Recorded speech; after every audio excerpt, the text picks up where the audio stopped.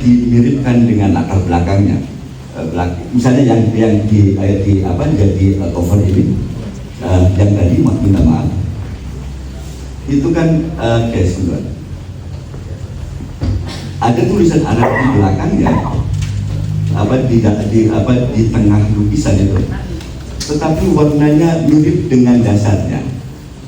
Dia ingin dibaca, orang mengundang agar orang membaca, tetapi dia menyembunyikan dirinya agar tidak bisa dibaca dengan secara langsung. Jadi kalau pakai olegrafer atau Titus, dia tidak bisa disebut kaligrafi karena dia tidak bisa dibaca. Yang ini belakangnya kan ada tulisan Arab yang kita hanya bisa membacanya jika kita mengamatinya secara serius, tidak bisa selintas.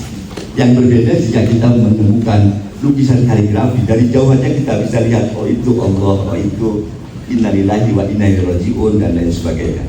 Nah, posisi itu menurut saya Sadari mestinya punya teori estetika tersendiri.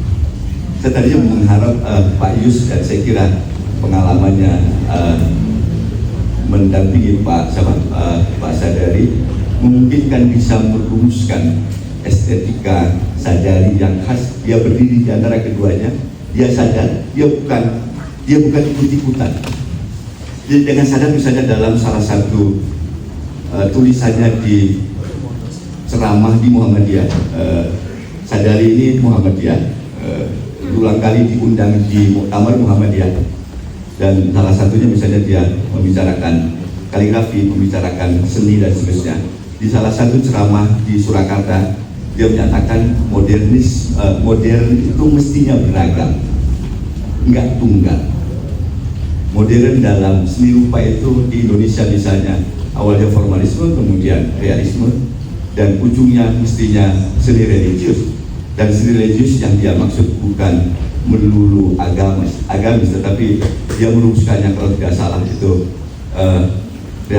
formalisme plus realisme plus transendental.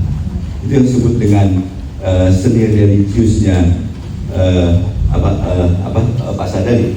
Nah, rumusan lebih dalam sebenarnya ada di proses kreatif dan seterusnya. Proses kreatif beliau cukup luar biasa. Misalnya kita bisa lihat misalnya di wawancara Horizon ketika ditanya, apakah Bapak membuat bentuk dari huruf-huruf Al-Quran yang dari Al-Quran kemudian dimasukkan menjadi lukisan dalam bentuk seperti kehendak Bapak? Kata Pak Sadari, oh tidak, itu firman, nggak mungkin bentuknya saya perkosa. Saya memikirkannya, itu hidup dalam diri saya, kemudian menyertai saya ketika saya melukiskan inspirasi tertentu. Bukan saya memaksa bentuk dari firman itu, tapi dia ada berbarengan ketika inspirasi kegiatan melukis itu terjadi. Nah, peristiwa kayak gitu saya kira jika kita dalamin, mungkin saya nggak tahu, bisa menjadi teori estetika yang mandiri, yang khas, dan itu penting bagi kami, tentu bagi kita semua, bagi kami di Universitas Islam Indonesia. Itu penting karena teori-teori seperti ini membuat kajian kami misalnya di Universitas Islam menjadi lebih luas ketimbang pemikiran-pemikiran konseptual. Hal terakhir yang menarik sebenarnya, saya sebenarnya menulis agak panjang tentang Sadari dalam perspektif saya, didasarkan pada pamflet pameran lukisan Satu Abad Sadari yang ada Alam Taro, kemudian Allahu Yaro, di mana ya sebenarnya, di mana dulu itu ada kaosnya kan, ada kaos yang hitam kemudian tengahnya ada lingkaran, itu ada kaligrafi Pak Sadari, ada di sebelah kanannya Alam Taro, apakah kamu melihat, kemudian sebelah kirinya ada Innallaha Yara.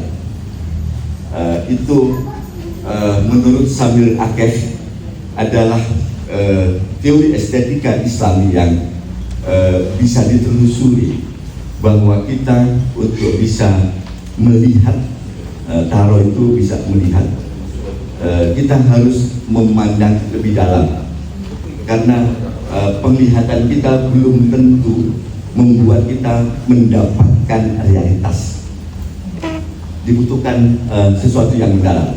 Sambil akhir untuk merumuskan teori itu, misalnya merumuskan dari surat Al-A'raf ayat 144, Robbi arini unzur ilaika, wahai Tuhanku, hari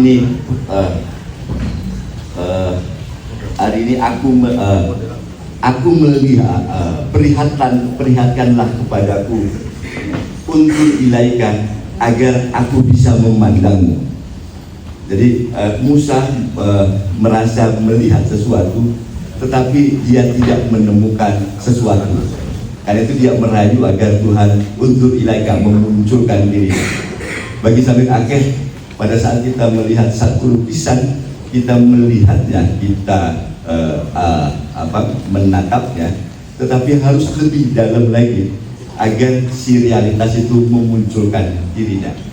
Dan itu saya kira disadari oleh Sadali, karena itu Sadali menuliskan ada satu kaligrafi yang alam taro, dan sebelah sininya Inallah ya. Apakah kamu melihat? Sesungguhnya Tuhan melihat. Teori-teori itu sebenarnya yang bagi saya pribadi itu dibutuhkan. Di luar dari itu, tentu saja apa yang dilakukan pada buku ini tentu sangat luar biasa menurut saya, karena beberapa hal yang bagi saya misalnya, karena tidak belajar apa itu abstrak, apa itu formalis dan lain sebagainya secara serius, tentu ini membuka pemahaman baru bagi kami. Kami mungkin belajar sejumlah teori estetika Islam, bagaimana Arabias, bagaimana anti-ikonisme dan lain sebagainya, dan buku ini membuat melihat irisan yang cukup menarik antara seni rupa Islam dan seni rupa modern. Bagi Nasr dan Titus misalnya, inti seni rupa Islam adalah karena menolak untuk menuliskan figur, maka akan melukiskan sesuatu di luar itu yang pada akhirnya menghadirkan kekosongan. Dan pada lukisan Sadali saya kira ada upaya untuk itu. Dia tidak menuliskan sungai, tapi menuliskan alirnya. Kita merasakan sungai walaupun tidak menemukan rupa sungai, tapi alirnya. Kita merasakan sesuatu kehadiran lewat kekosongan yang disisakan itu.